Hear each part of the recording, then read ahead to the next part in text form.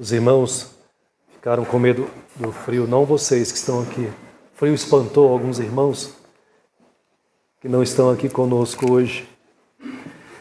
Meus irmãos, para a nossa reflexão nesta noite, eu convido os irmãos a abrirem as suas Bíblias no Evangelho de João, no capítulo 4. Evangelho de João, no capítulo 4. Esse é um texto bem conhecido da igreja, que é a conversa de Jesus, ou o encontro de Jesus com a mulher samaritana.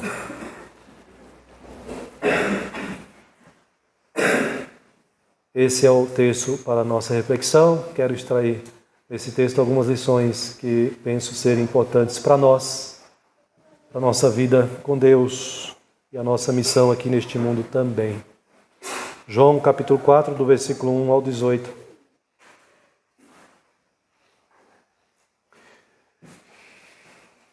Eu irei ler, os irmãos acompanham.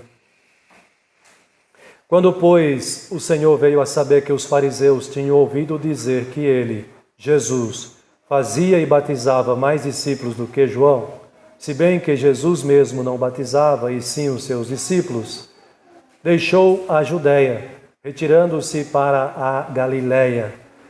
E era-lhe necessário atravessar a província de Samaria. Chegou, pois, a uma cidade samaritana chamada Sicá, perto das terras que Jacó dera a seu filho José. Estava ali a fonte de Jacó. Cansado da viagem, assentara-se Jesus junto à fonte por volta da hora sexta. Nisto veio uma mulher samaritana tirar água. Disse-lhe Jesus: dá-me de beber, pois seus discípulos tinham ido à cidade para comprar alimentos. Então lhe disse a mulher samaritana: como, sendo tu judeu, pedes de beber a mim, que sou mulher samaritana? Porque os judeus não se davam com os samaritanos. Replicou-lhe Jesus: se conheceras o dom de Deus, e quem é o que te pede, dá-me de beber, tu lhe pedirias, e ele te daria água viva. Respondeu-lhe ela: Senhor, não tens com que atirar, e o poço é fundo. Onde, pois, tens a água viva?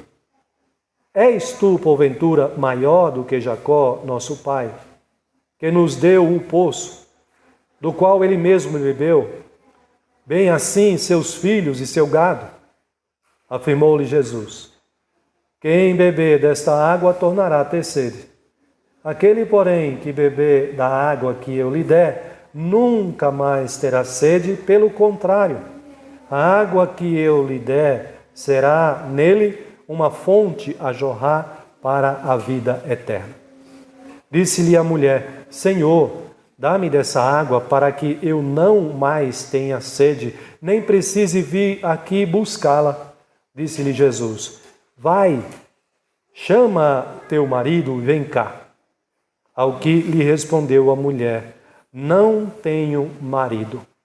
Respondeu-lhe Jesus: bem disseste, não tenho marido, porque 5 maridos já tiveste, e esse que agora tens não é teu marido. Isto disseste com verdade. Que Deus abençoe a leitura da sua palavra e também a exposição da palavra através desse sermão nesta noite, meus irmãos. Amém. Oremos ainda ao nosso Deus mais uma vez. Senhor, estamos diante da Tua palavra e clamamos pela misericórdia e a bondade do Senhor, pela Tua graça nesta hora. Que o Senhor, ó Deus, alegre o nosso coração com o ensinamento da Tua palavra.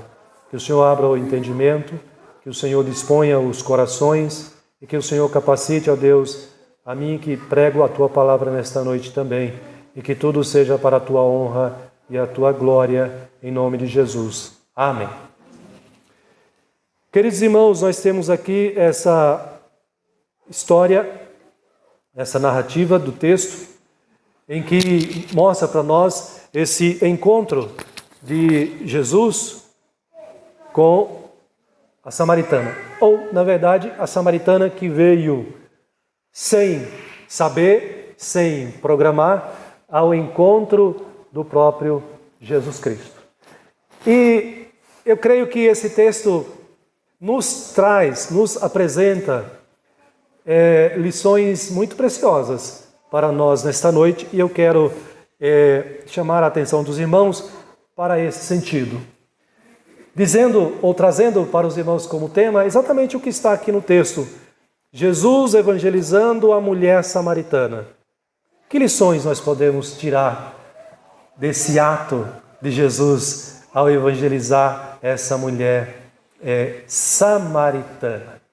É interessante porque quando nós estudamos esse texto aqui nós temos os samaritanos e nós temos os judeus ou os judaizantes, porque embora os samaritanos também fossem judeus, mas há aqui uma divisão muito importante e até mesmo uma inimizade entre eles. Mas Jesus, até então, é apresentado por João como aquele que veio fazer discípulos. E nós já estudamos isso aqui no próprio Evangelho de João, nós já podemos observar que lá ainda na Galileia, Jesus começa a fazer discípulos com Pedro, com André, com Tiago, com João, com Natanael. Ele sai da Galileia, ele realiza o seu primeiro milagre, transformando a água em vinho. Depois ele sobe para Jerusalém, ali realiza milagres, ele expulsa do templo os vendedores que estão fazendo comércio dentro do templo de Jerusalém. E depois ele prossegue ali com o seu ministério e ele retira-se novamente para a Galileia. Mas o texto de João aqui, nesse momento, irmãos, nos mostra que Jesus, ele ainda não chegou o momento dele partir para esse confronto com os próprios fariseus. E é interessante porque alguns versículos antes aqui, ou mesmo que eu li para os irmãos, nós vamos poder observar que os discípulos de João entram em discussão, acontece esse episódio aqui, entra em discussão com um dos judaizantes. E eles apontam para Jesus nesse sentido, de maneira que os fariseus, agora é anunciado isso, que os fariseus já descobriram que Jesus ele consegue agora fazer mais discípulos do que João. E esse ali é o tema, né, dessa discussão, desse assunto. E o texto mostra para nós no versículo 3 que Jesus, ao saber disso, ele não avança no seu ministério ali na Judéia, mas ele recua e ele volta então para a Galileia. E é exatamente neste momento aqui, neste percurso, que Jesus vai ao encontro dessa cidade, Sicar, onde ali habitam os próprios samaritanos. Por isso o versículo 3 diz: deixou Jesus a Judéia, outra vez, para a Galileia, e era-lhe necessário atravessar a província de Samaria. Veja, irmãos, que a motivação para Jesus voltar para a Galileia era o lugar onde Jesus foi criado. A família de Jesus esteve todo o tempo ali, agora ele começa a realizar o seu ministério, mas não é ainda o momento dele ir para o confronto, o conflito com os fariseus, que já estão perseguindo o próprio João, que João Batista já os confronta também nos seus próprios pecados, mas Jesus ainda não é o momento para esse confronto, e por isso ele decide voltar para a própria Galileia, de onde ele veio. Mas é interessante quando nós observamos isso aqui, veja que Jesus não está recuando da sua missão.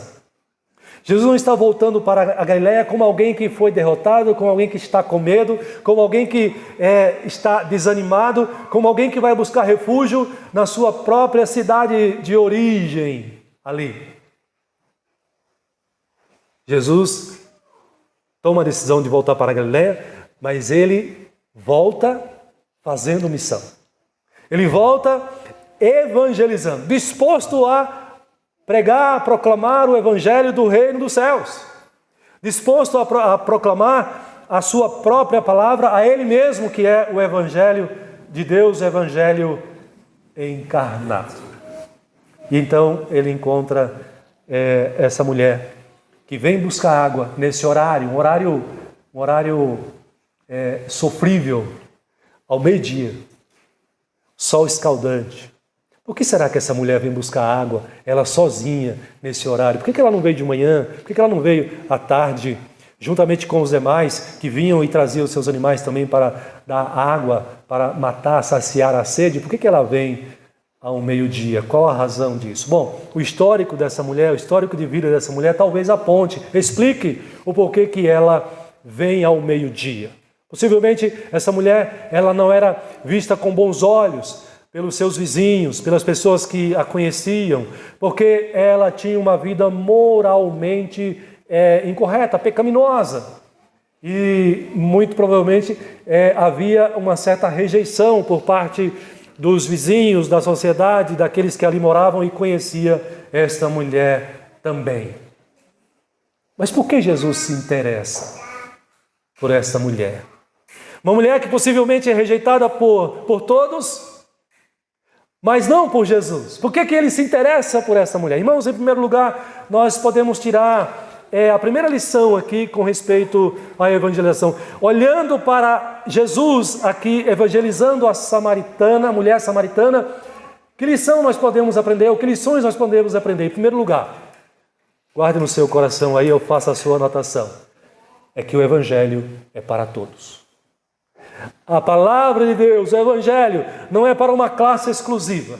Não é apenas para os homens. Como eu disse, chamando a atenção de vocês justamente para isso, até aqui Jesus tinha alcançado discípulos, homens. Não havia uma criança, não havia uma mulher, mas apenas homens. A sociedade também aqui contribuía um pouco para isso, talvez muito para isso, porque era uma sociedade machista. Mas, meus irmãos, em primeiro lugar, o evangelho é para todos. Não é apenas para homens, não foi apenas para os 12 apóstolos, mas o evangelho deve ser pregado para todas as pessoas. Por isso, Jesus veio ao encontro desta mulher. O versículo 5 diz para nós: chegou, pois, a uma cidade samaritana chamada Sicar, perto das terras que Jacó dera a seu filho José. O nome Jacó aqui é muito importante para os samaritanos e também para esta mulher, e você pode observar isso e vai observar ainda nessa conversa que ela tem com Jesus. Ela aponta para Jacó como sendo um líder muito importante, talvez o maior líder religioso que ela conheceu, no sentido de conhecer a sua história, não pessoalmente. Inclusive é citado esse poço aqui como sendo o poço de Jacó, onde ele deu água de beber aos seus filhos, aos seus animais. Veja que ela traz isso como referência, mostrando que para ela é importante esse personagem, esse patriarca. E ela vai inclusive perguntar para Jesus: tu és maior do que nosso pai Jacó? Demonstrando a importância. O versículo 6 diz isso: estava ali a fonte de Jacó, e cansado da viagem, assentara-se Jesus junto à fonte por volta da hora sexta, meio-dia, sol escaldante. Jesus certamente estava cansado também da viagem. Ele precisava saciar a sua sede, ele estava com muita sede. Ele não tinha com que tirar a água da fonte ali, ou do poço ali. Se bem que alguns estudiosos vão dizer que esse na verdade, era mais uma fonte do que um próprio poço. E qual a diferença de uma fonte para o poço? É que a fonte, ela jorrava a sua própria água, né? Esse poço, justamente por isso, dizem que era um poço mais profundo. Por isso precisava de talvez uma corda, um balde, uma corda maior, mais comprida, para poder tirar a água dessa fonte. Talvez por isso Jesus use aqui, lá mais à frente, o termo de que aquele que o recebe, que crê nele, tem uma fonte a jorrar, água viva, se referindo justamente a essa fonte, que lá no mais profundo dela, brota água. água viva. Essa é a ideia aqui, irmãos, que talvez Jesus esteja se utilizando dessa própria realidade aqui. Bom, Jesus está ali cansado, com sede, e de repente diz o versículo 7 que vem então essa mulher samaritana tirar água, e Jesus faz esse pedido para ela, um pedido inusitado. E ela estranha esse pedido, porque de fato não havia comunicação entre judeus e samaritanos, havia uma inimizade, eram inimigos de fato. Se um judeu ia numa direção, por um caminho, e lá na frente ele percebesse que vinha um samaritano, ele desviava para não encontrar-se com aquele samaritano. Mas Jesus expõe o seu pedido. Jesus pede o socorro para essa mulher. Eu estou com sede, dá-me de beber. E ela estranha, porque sendo tu judeu, versículo 9, pedes de beber a mim que sou mulher samaritana. Veja, irmãos, que Jesus sim, ele está com sede, ele não está inventando aqui para desculpa, mas ele está aqui criando ou aproveitando dessa oportunidade, porque ele sabe que o evangelho não é apenas para homens. O evangelho é para mulheres, o evangelho é para todas as pessoas, ainda que sejam inimigos nossos. Observe ainda mais nesse sentido, não é? Um judeu e uma samaritana. Ainda que sejam inimigos, todos precisam ser alcançados pela mensagem do evangelho. E essa inimizade, irmãos, entre judeus e samaritanos, nós sabemos que é uma inimizade muito antiga. É uma inimizade que tem origem quando ainda os israelitas, a nação de Israel foi alcançada e foi tomada pelo Império Assírio, pelos assírios, que conquistaram ali também Samaria. E o que eles fizeram? Os assírios, eles tomaram a cidade e eles tiraram das cidades muitos dos seus moradores e mandaram para outras nações, outros povos, e trouxeram outros povos que não eram aqui de Samaria ou nem judeus, e trouxeram para fazer parte ali, morarem junto com aqueles judeus que já moravam ali.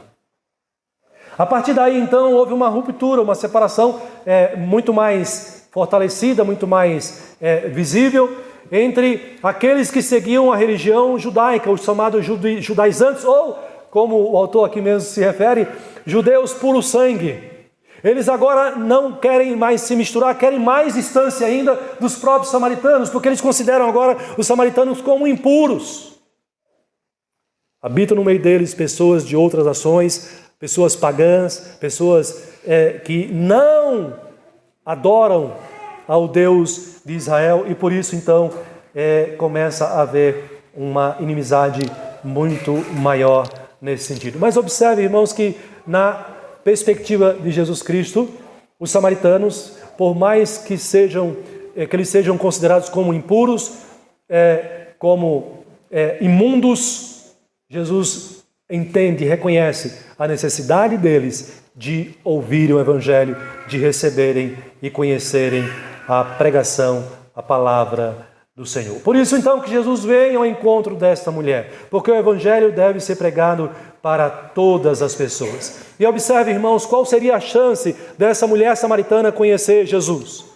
Qual teria sido uma outra chance para essa mulher samaritana conhecer o evangelho, conhecer a verdade, se Jesus não tivesse ido ao encontro dessa mulher? Vocês puderam observar na leitura que eu fiz o espanto dos discípulos de Jesus quando eles voltam, eles vêm com Jesus, Jesus fica ali no poço, na fonte, e eles vão até a cidade para comprar alimentos, porque eles estão cansados, com fome, com sede. Neste momento Jesus fica só, e quando essa mulher vem ao poço e há esse encontro de Jesus com a mulher, ele está só. Ele começa então esse diálogo. E lá pelas tantas, voltam os discípulos e olham e ficam espantados, horrorizados, porque o Mestre Jesus está conversando com uma mulher samaritana. Não é apenas uma samaritana, mas é uma mulher. Não é apenas uma pessoa samaritana. Pior do que isso, para o judeu, uma mulher samaritana. Eles ficam escandalizados diante disso. Irmãos, o Evangelho, ele precisa romper barreiras para que chegue a todas as pessoas. Nós precisamos ter essa visão de Cristo também, o nosso Mestre, aquele que veio nos ensinar e nos ensina aqui como nós devemos pregar o Evangelho. O Evangelho deve alcançar todas as pessoas, deve romper barreiras culturais, deve romper barreiras preconceituosas, deve romper barreiras de inimizades. Pode acontecer isso também com algum crente. Ele se sente impedido de evangelizar alguém porque houve uma desavença no passado, talvez um parente seu, alguém próximo, e não fala mais com essa pessoa. E criou-se uma barreira para evangelizar. E talvez aquela pessoa esteja justamente esperando você chegar com o Evangelho, porque talvez nenhum outro seja convertido, talvez só você conheça Jesus Cristo de fato. Mas percebe, há uma barreira. Eu não falo com ela, é minha ou ele é meu inimigo. O Evangelho precisa alcançar a todas as pessoas, por isso ele precisa romper todas as barreiras, seja cultural, seja preconceituosa, seja de uma inimizade. Nós precisamos ter essa visão, ter esse entendimento e ter essa disposição que nós devemos pregar o Evangelho para todas as pessoas. Eu acho muito curioso e é muito interessante essa visão de Jesus. Embora Jesus estivesse inserido nesse contexto machista ali, observe a disposição de Jesus. Observe a articulação de Jesus para alcançar não apenas uma pessoa samaritana, inimigo dos judeus, mas uma mulher. E não é uma mulher qualquer, no sentido negativo, né? É uma mulher pecadora, que está vivendo na prática do pecado, e pecado público. Uma mulher adúltera. Uma mulher adúltera. Em outra ocasião, Jesus diz que os sãos não precisam de médicos, mas os doentes. E o remédio está nas mãos ou nas palavras de Jesus Cristo. Qual é o remédio para os doentes? O Evangelho. Irmãos, nós vivemos num mundo de pessoas muito doentes. Pessoas que estão vivendo atoladas no lamaçal de pecado. Nunca mais eu ouvi essa frase, faz tempo que eu ouvi essa frase, né? É uma frase usada pelos antigos, mas ela faz todo sentido. Muitas pessoas estão vivendo no lamaçal dos seus próprios pecados, atoladas em seus pecados, que elas não conseguem enxergar a realidade. E elas precisam de você. Elas precisam de nós. Com a luz, com a verdade, com o Evangelho. Se Jesus dependesse da cultura da época, ele jamais se aproximaria de uma mulher. Se Jesus dependesse do entendimento dos judeus com respeito aos samaritanos, inimigos, Jesus jamais evangelizaria a mulher samaritana. Mas ele tem a visão do reino, ele tem a visão correta, ele entende que o Evangelho precisa alcançar a todas as pessoas. Irmãos, é isso que ele quer que nós entendamos, e é isso que ele quer que nós coloquemos em prática como seus discípulos. Que nós estejamos dispostos a pregar o Evangelho, aliás, ele já diz isso na grande comissão, pregar o Evangelho a toda criatura. Não é apenas ao judeu, não é apenas aos homens, não é apenas às pessoas de classe média alta. Nós devemos estar preparados para alcançar a todos com o Evangelho, com a palavra do Senhor. Essa é a primeira lição que eu quero deixar ao seu coração e à sua mente, que o Espírito Santo trabalhe em nosso coração e dê a nós esse entendimento e essa disposição para que nós possamos levar o Evangelho a toda a criatura. Mas há uma segunda lição que eu entendo, irmãos, e quero compartilhar com vocês aqui neste instante. Ao olhar e analisar Jesus evangelizando a mulher samaritana, nós podemos aprender, em segundo lugar, que evangelizar. O que é evangelizar? Como é evangelizar? Evangelizar é falar, literalmente, falar de Jesus e da sua salvação. Como é evangelizar? Evangelizar, irmãos, não é falar da igreja presbiteriana. Evangelizar não significa você falar da sua experiência com Deus. A maneira correta de evangelizar é aquela em que você apresenta para o pecador, apresenta para o que não foi convertido ainda, Jesus Cristo conforme as Escrituras. Jesus Cristo conforme a Bíblia, a palavra. E ele faz isso de maneira perfeita. Observe o versículo 10. Aprenda com Jesus, aprendamos com Jesus como evangelizar. É falar dele e falar da sua salvação ou da sua obra. O versículo 10 diz: disse Jesus, respondendo à mulher: se conheceras o dom de Deus, e quem é que te pede, dá-me de beber, tu lhe pedirias, e ele te daria água viva. Respondeu-lhe ela: Senhor, não tens com que atirar, e o poço é fundo. Onde, pois, tens a água viva? És tu, porventura, maior do que Jacó, nosso pai, que nos deu o poço, do qual ele mesmo bebeu, e bem assim seus filhos e seu gado? Observe como Jesus começa a falar no versículo 10. Se você, mulher, conhecesse o dom de Deus, e quem é que te pede? Jesus está falando dele mesmo. O dom de Deus. Quando você vai para João, o famoso 3,16, o que nós temos lá? Porque Deus amou o mundo de tal maneira que deu. Jesus, quando ele diz para a mulher, se conheceras o dom de Deus, que dom de Deus? Jesus está falando dele mesmo, percebe? Deus amou o mundo de tal maneira que deu o seu Filho. Se conheceras o dom de Deus, e quem é que te pede? Quem é que está pedindo água para aquela mulher ali? É o Deus encarnado. É o Filho de Deus. É claro que ele é maior do que Jacó, ela não sabe disso. Para ela, a maior autoridade religiosa, o patriarca Jacó.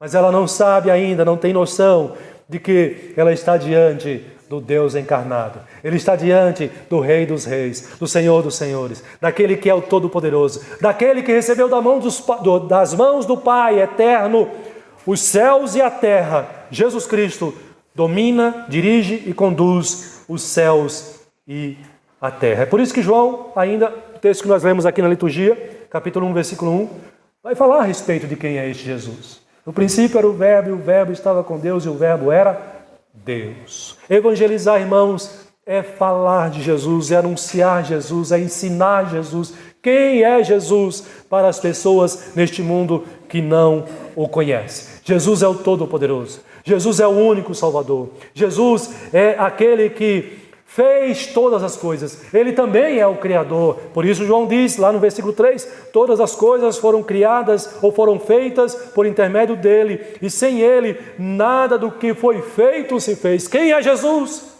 Nós precisamos responder essa pergunta para as pessoas aí fora. Precisamos dizer para as pessoas que Jesus é o único Salvador.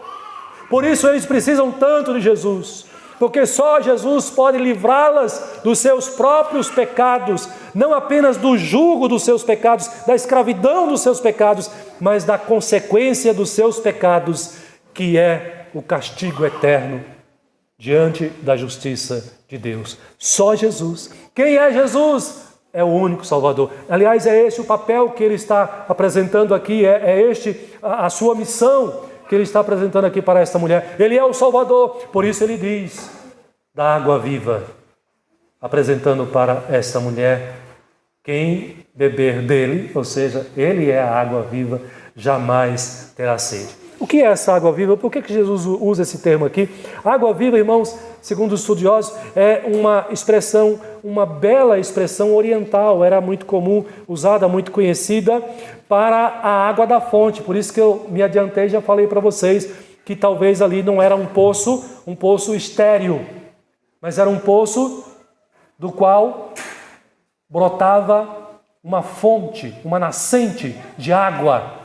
Jesus usa essa realidade para falar da água viva, que é Ele que pode dar a água viva. Essa expressão, água viva, ou seja, água cheia de vida. Não é água parada, não é água que serve como celeiro para, como é que fala? Brotar aí o mosquito, gerar o mosquito da dengue. Água parada. Água morta, é água viva, é água que está ali cheia de vida. Jesus se apresenta dessa forma porque Ele é o Salvador, Ele é o único que pode salvar. Atos capítulo 4, versículo 2, Diz, e não há salvação em nenhum outro, porque abaixo do céu não existe nenhum outro nome, nenhum outro nome. Como evangelizar? Pastor, como eu evangelizo? Como eu devo evangelizar? O que é evangelizar?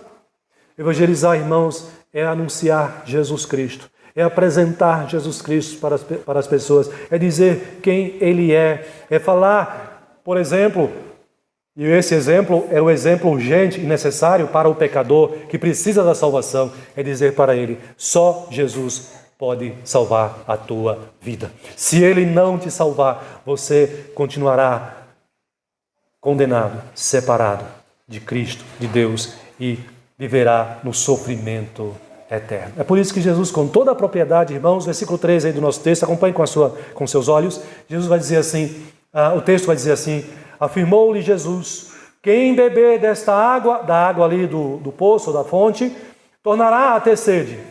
Aquele, porém, que beber da água que eu lhe der, nunca mais terá sede. Oh, que palavra abençoadora de Jesus. Olha aqui, você já bebeu da água que Jesus tem para oferecer, ou que Ele oferece? Você sabe, já conhece essa água aqui que Jesus... Se você é um cristão convertido, você sabe disso, não é? A tua sede, aquela sede que você tinha insaciável na tua alma, você não a tem mais. Porque quando você bebeu de Jesus, a água viva, essa sede foi saciada. Aquele, porém, que beber da água que eu lhe der, nunca mais terá sede. Pelo contrário, a água que eu lhe der será nele uma fonte a jorrar para a vida eterna. Disse-lhe a mulher, Senhor, dá-me dessa água para que eu não mais tenha sede, nem precise vir aqui buscar. Irmãos, quando nós pregamos o Evangelho e aquela pessoa crê em Jesus Cristo, a sua sede é saciada. A sua inquietação na alma, a sua falta de paz, o seu tormento, a sua angústia, tudo isso é tirado, porque Jesus pode fazer isso e só Ele faz isso. Foi o que Ele fez com você, foi o que Ele fez comigo também.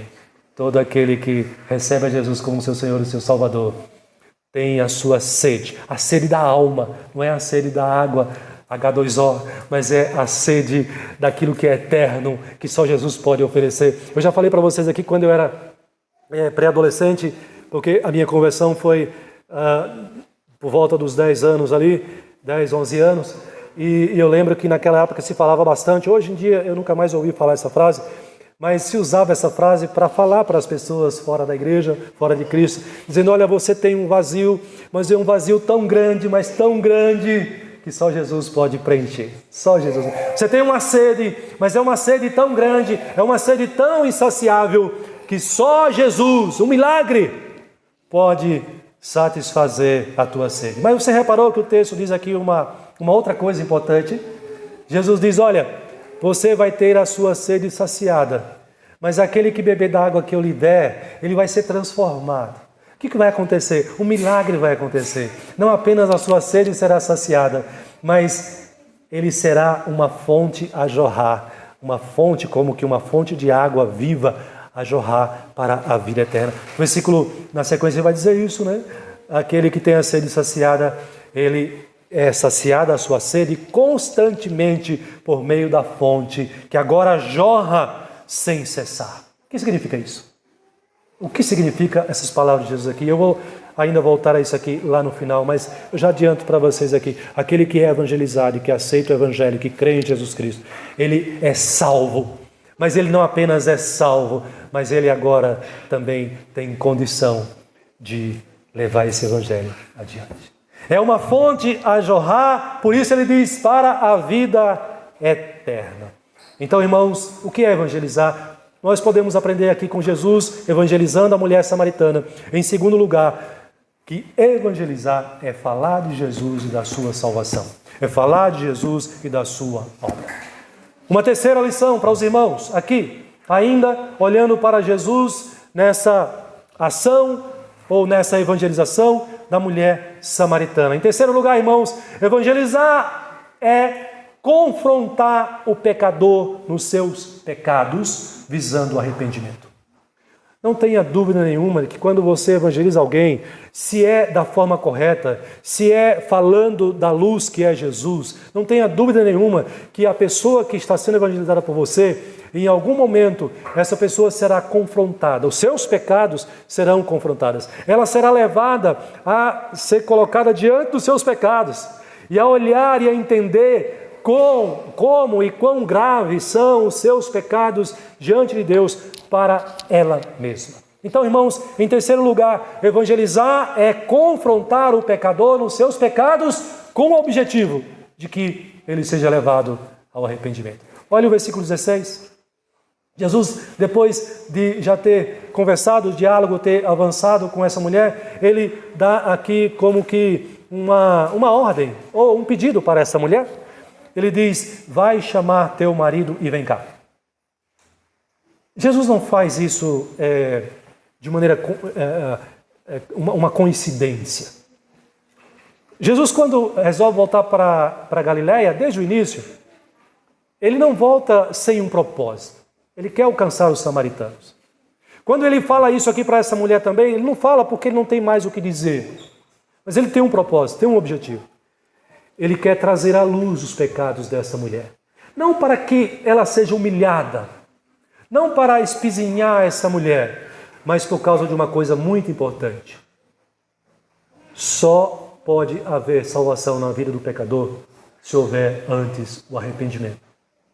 Essa mulher precisa encarar os seus pecados, encarar a sua realidade pecaminosa, de tal maneira que ela seja levada a arrepender-se de todo o mal que ela praticou diante de Deus. Toda a ofensa que ela fez perante o Senhor, perante Deus, porque os nossos pecados ofendem a Deus. Por isso, irmãos, que Jesus diz: vai, chama o teu marido e vem cá.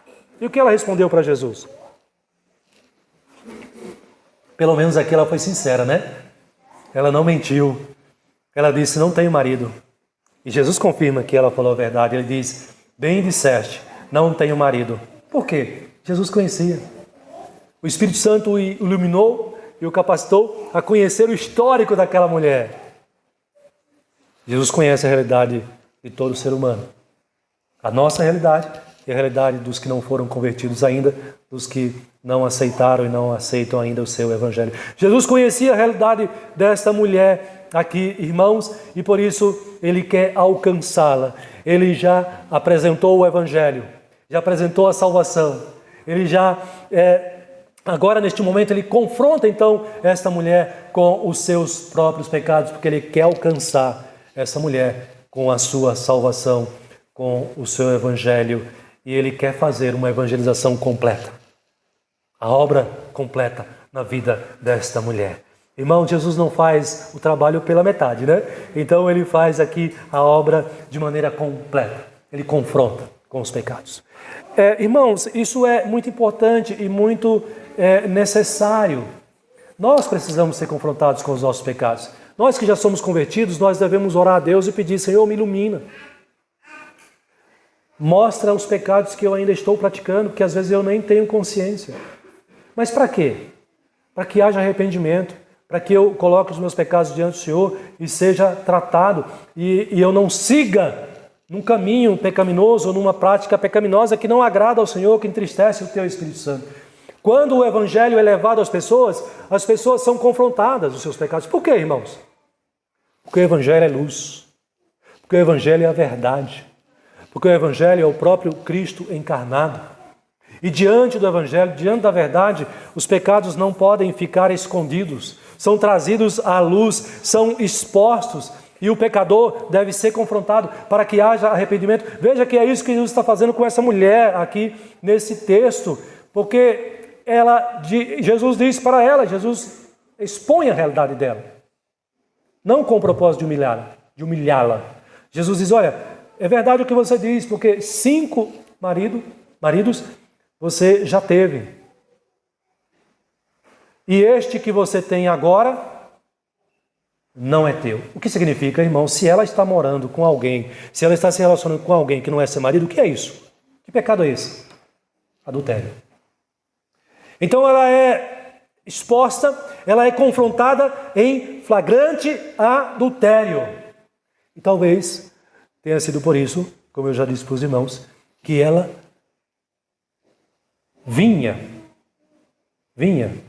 buscar água ao meio-dia, a hora que ninguém queria vir, porque é a hora mais difícil, principalmente na região ali, na Palestina, mais difícil para vir buscar água e levar embora o peso da água na cabeça até a sua própria casa, porque essa mulher, ela tinha uma vida moralmente pecaminosa e era reprovada diante dos seus vizinhos, das pessoas que a conheciam ali também.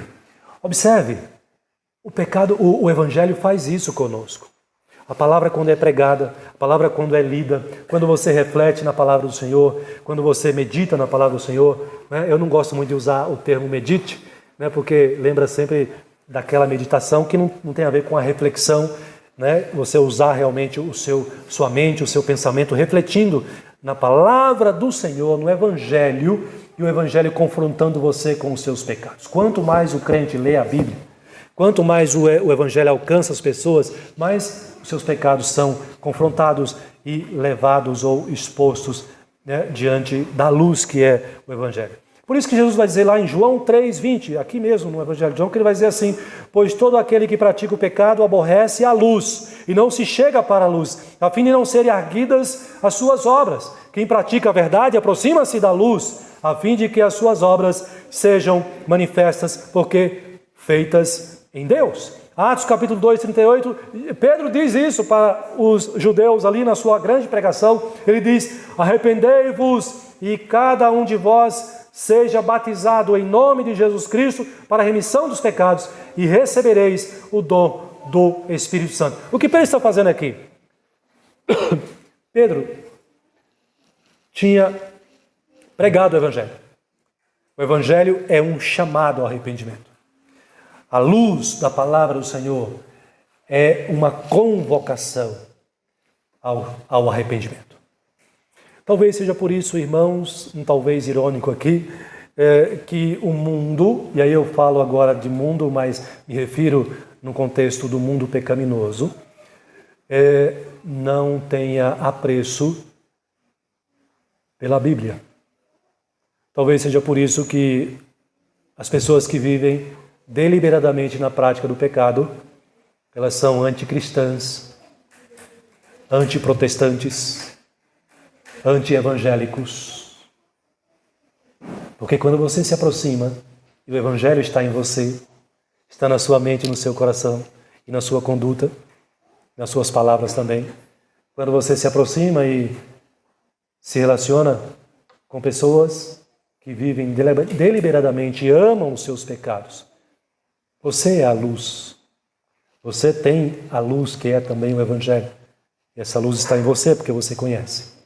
E as pessoas sentem-se incomodadas, porque elas não querem abrir mão dos seus pecados. É por isso que Jesus vai dizer, irmãos, que não se acende, quando ele vai dizer para a igreja, para os cristãos, para os discípulos, que nós somos luz do mundo, sal da terra, ou sal da terra e luz do mundo. E que não se pode acender uma luz ou uma candeia e colocar embaixo do velador, ou da mesa, ou do cesto, mas coloca sobre o cesto, sobre a mesa, porque o que faz a luz, qual é o papel da luz? É iluminar. E quando a luz ilumina, ela mostra o que é belo e o que é feio. Ela mostra o que é agradável e o que não é agradável. Esse é o papel. E é isso que faz a palavra do Senhor. E quando o Evangelho, então, é pregado, quando nós pregamos o Evangelho, pessoas são confrontadas e chamadas ao arrependimento. Nós aprendemos isso aqui com Jesus evangelizando a mulher samaritana. Nós pregamos o Evangelho também para que as pessoas que vivem na prática dos seus pecados arrependam, seus pecados sejam expostos, trazidos à luz. Quer ver um exemplo? Muitas pessoas mentem sem nenhuma cerimônia. Não é verdade? As pessoas mentem. Não é pecado mentir, dizem elas. Mas você chega com o Evangelho e você diz, olha, mentira é um grande pecado. Mentira é um pecado terrível. Os mentirosos são classificados na Bíblia como aqueles que são filhos do diabo. Porque a Bíblia vai dizer que ele é o pai da mentira. Mentir é contrário de verdade. E a Bíblia vai dizer que a verdade não está e nem é o diabo. Mas a verdade é Cristo, Jesus. Então, os que mentem agradam a Satanás. Servem a Satanás. Os que falam a verdade agradam a Cristo. Servem a Cristo. Mas pastor, mas fulano, presbiteriano, mas todo mundo mente. Está mentindo novamente. Porque o cristão amadurecido, comprometido com o Senhor, ele não mente. Ele busca falar sempre a verdade. E se ele mentir, se ele cair nesse pecado algum dia, certamente ele se arrependerá amargamente e colocará diante do Senhor o seu pecado. Então, as pessoas dizem, mentir, tudo bem. As pessoas dizem, os jovens dizem, fazer amor fora do casamento, todo mundo faz, é uma coisa normal. Mas aí você chega lá o crente, né? E diz, olha, mentir não pode, é pecado. Não agrada a Deus. Olha, sexo antes do casamento não pode, não agrada a Deus. Isso é pecado, isso é fornicação, a Bíblia tem um nome para isso. Ou adultério, a Bíblia tem um nome para isso, fora do casamento, sexo é pecado. Veja como o Evangelho é a luz e confronta os pecadores nos seus pecados. Então, evangelizar, irmãos, em terceiro lugar, é confrontar o pecador nos seus pecados, visando ou chamando ele ao arrependimento. Em último lugar, irmãos, em quarto lugar, nós aprendemos com Jesus aqui que a evangelização produz novos evangelizadores. A evangelização produz novos discipuladores. Por isso que eu já tinha dito para vocês que eu ia adiantar um pouquinho. Mas agora, mais objetivamente, nesse ponto aqui. E observe o versículo 28. Quanto à mulher, depois que ela ouviu a evangelização, ou foi evangelizada ali por Jesus, foi confrontada nos seus próprios pecados, os discípulos agora voltaram, se deparam com essa cena, Jesus e a mulher samaritana. E eles ficam sem ação, ou sem reação, diante dessa cena. Mas olha a reação da mulher, versículo 28. Deixou o seu cântaro. Será que ela fugiu, envergonhada? Será que ela decidiu nunca mais ver a cara, o rosto de Jesus? Por que ela saiu ali? Olha, aqui o texto diz que ela deixou o cântaro. Dá a impressão, não dá? De que é alguém que está fugindo, alguém que quer sair rápido daquele ambiente ali, porque ela está sendo pressionada, porque ela está sendo constrangida, porque ela está sendo envergonhada. Mas não é isso que está acontecendo aqui. O texto diz que ela sai rapidamente, ela volta à cidade dela, Sicá, e ela começa a dar o testemunho para os homens daquela cidade. Olha que coisa linda! O evangelho, a evangelização produz evangelizadores. A evangelização produz discipuladores, ou seja, novos pregadores do evangelho. Você foi evangelizado para que, ao receber o evangelho, você se tornasse um pregador do evangelho. Você evangeliza o pecador para que aquele pecador que recebe o evangelho, ele se torne capacitado pelo Espírito de Deus, pelo conhecimento e a fé que ele tem, para pregar o evangelho para outras pessoas. E o que fez esta mulher, o testemunho dela, foi excepcional. Quase que uma cidade inteira foi evangelizada por conta do seu testemunho, por conta da sua disposição. Verso 28, ela deixou o seu cântaro, foi à cidade e disse àqueles homens, vinde comigo e vede um homem que me disse tudo quanto tenho feito. E ela lança uma pergunta. Eu arriscaria dizer que aqui é uma pergunta até retórica, do que ela já conheceu de Jesus, ou seja, ela já tem a resposta. Mas ela pergunta, será este, porventura, o Cristo? Veja aqui, irmãos, que os samaritanos também nutria, alimentava a esperança da vinda do Messias. Eles estão aguardando o Messias chegar, a profecia do Antigo Testamento, eles creem nisso também. Os samaritanos, eles zelavam e seguiam o Pentateuco, os primeiros 5 livros, os livros de Moisés, da Bíblia. Então eles conheciam a promessa da vinda do Messias, eles aguardavam. E isso fica evidente aqui no testemunho dessa mulher, não só da mulher, mas também daqueles que ouvem, porque dá a entender que essa esperança era comum à mulher e aos seus ouvintes. Por isso ela pergunta, será este porventura o Cristo? E saíram todos da cidade e vieram até com Jesus. Mais à frente um pouquinho, acompanhem com seus olhos o verso 39. Veja lá. Muitos samaritanos daquela cidade creram nele, em virtude do testemunho da mulher. Olha que coisa interessante. E João faz questão de registrar isso. Não é Pedro que está evangelizando, não é o apóstolo João, não é Tiago, não é Natanael. Quem é que está evangelizando e fazendo discípulos? A mulher pecadora, a mulher samaritana que foi evangelizada por Jesus. Aquele que é evangelizado é chamado a ser evangelista, a ser evangelizador de outros pecadores. O verso 39 então mostra isso. O verso 40, vindo pois os samaritanos ter com Jesus, pediam-lhe, e agora eles mesmos pedem para Jesus, o quê? Que permanecesse com eles, e Jesus atende, ficou 2 dias com eles ali. Veja, numa viagem, Jesus decidiu sair da Judéia, porque ele não quer se expor ainda para os fariseus, e voltar para a Galileia. No percurso da viagem, no meio do caminho, digamos assim, ele resolve parar e ter o encontro com a mulher samaritana. O verso 41 diz, muitos outros creram nele, e de novo, por causa da sua palavra, da palavra da mulher, e dizia a ela, aliás, a palavra de Cristo aqui, né? E diziam à mulher, já agora não é pelo que disseste, que nós cremos, mas porque nós mesmos temos ouvido e sabemos que este é verdadeiramente o Salvador. Olha o testemunho dos homens que foram ali, das pessoas que foram ali ouvir Jesus. Eles agora têm convicção de que aquele que conversou com a mulher é verdadeiramente o Salvador do mundo. Irmãos, o testemunho dessa mulher, a evangelização dessa mulher foi extraordinariamente bem sucedida. Deus usou a proclamação dessa mulher para que Jesus falasse e o evangelho alcançasse aqueles que, se dependessem dos judeus, jamais seriam evangelizados. Se dependesse dos discípulos de Jesus também, jamais seriam evangelizados. Mas Jesus entende, irmãos, e nos ensina aqui essas 4 lições importantes. Guarde no seu coração. O que é evangelizar? Evangelizar é você entender que o evangelho é para todos. Evangelizar significa você falar não de você, não da sua igreja, não da sua experiência com Deus, mas você anunciar Cristo, a sua obra, a sua salvação. Evangelizar significa confrontar o pecador nos seus próprios pecados, orando e desejando que ele se arrependa e seja convertido pelo poder de Deus. E evangelizar, irmãos, é produzir evangelistas, é produzir novos discipuladores para o reino de Deus. Tenha isso em mente. E ao sair daqui e voltar para a sua casa e ao longo da semana, mature isso na sua mente, no seu coração. E se prepare, esteja cada vez mais preparado para você cumprir a sua missão neste mundo.